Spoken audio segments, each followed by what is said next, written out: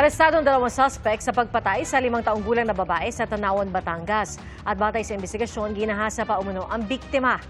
Ating saksihan. Pinaglalamayan na ang 5 taong gulang na si alias Zell matapos matagpo ang wala ng buhay sa barangay Maugat sa Tanawan, Batangas. Ang batang biktima may laslas sa leeg, walang saklot sa katawan at nakabalot ng sako ng matagpuan ng kanyang ama malapit sa isang creek mag-aalas 6 ng umaga noong Miyerkules. Bago ang insidente, inaya ang biktima ng kanyang kalaro na maglaro sa bahay ng kanilang kapitbahay noong Martes. Ayon sa ina ng biktima, pinagbawalan na niyang pumunta ang kanyang anak pero pinipilit pa rin siya ng kanyang kalaro na sumama. Dinaragan ko pa nga ng mata ang anak ko, sabi ko, sumama. Nagtitiklo po ako. Hindi ko naman tinakasan ako. Pero hindi na umuwi pa ng gabing yun ang batang biktima.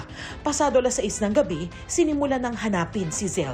Pero kinabukasan na siya nakita na wala ng buhay. Naaresto naman sa follow-up operation ng pulisya ang suspect na kapitbahay ng mga biktima, gayon din ang isa pang may edad na suspect. Sila ang sinasabing gumahasa at pumatay kay Zell. Nakuha din natin yung suot ng suspect na jersey na nalabahan na. Pero may mga blood stains na itong suspect na nga ito ang probably na ang author ng crime. Hindi na iniharap ng pulisya sa publiko ang dalawang suspect na mahaharap sa kaukulang reklamo. Panawagan ng mga naulila ni Zell, hustisya para sa kanyang pagkamatay. Para sa GMA Integrated News, ako si Darlene Kai, ang inyong saksi.